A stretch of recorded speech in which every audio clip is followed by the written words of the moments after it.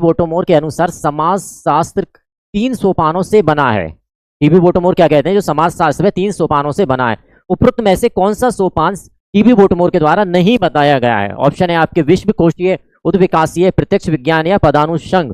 तो कौन सा ऐसा सोपान है जो हमारे टीबी बोटोमोर के द्वारा नहीं बताया गया है? तो यहाँ पर नहीं की बात की जा रही, तो इनसे चौथा ऑप्शन डी पदानुषंग नहीं बताया गया है टीबी बोटोमोर के द्वारा। चलिए नेक्स्ट प्रश्न पर आते हैं। हमारा नेक्स्ट प्रश्न क्या है?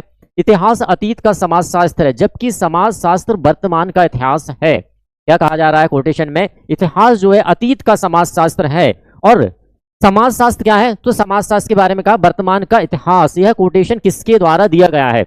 ऑप्शन में आपके के.एम. कपाड़िया, हार्वर्ड क्रोवर और मैक्स वेबर। तो किसके द्वारा कहा गया फ्रेंड? यह कहा गया है ऑप्शन बी हार्वर्ड के द्वारा। किसके द्वारा कहा गया है? ऑप्शन बी हार्वर्ड के द्वारा कहा गया है।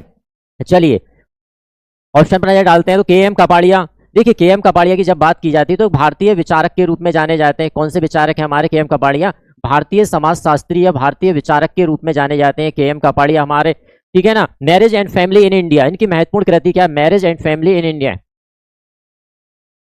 Marriage and family in India, ठीक है ना। ये इनकी महत्वपूर्ण कृति है। क्रोवर की यदि हम बात करें तो समाजशास्त्र को इन्होंने समाजशास्त्र और मानव शास्त्र को, क्रोवर ने क्या कहा? समाज शास्त्र, समाज शास्त्र और मानव शास्त्र, शास्त्र एवं मानव शास्त्र को जुड़वा बहन कह के पुकारा है। समाजशास्त्र मानव शास्त्र को क्या कहा क्रोवर के द्वारा? जुड़वा बहन कहा गया है। यह कोटेशन कई बार एग्जाम में पूछा गया है, हम ध्यान रख सकते हैं। और यदि मैक्स वेबर की हम बात करते हैं तो देखिए मैक्स वेबर के द्वारा क्या बताया गया है? मैक्स वेबर के द्वारा बताया गया शक्ति एवं सत्ता का सिद्धांत, ठीक है ना। शक्ति एवं सत्ता का सिद्धांत किसके द्वारा दिया गया है? यह मैक्स वेबर के द्वारा दिया गया है।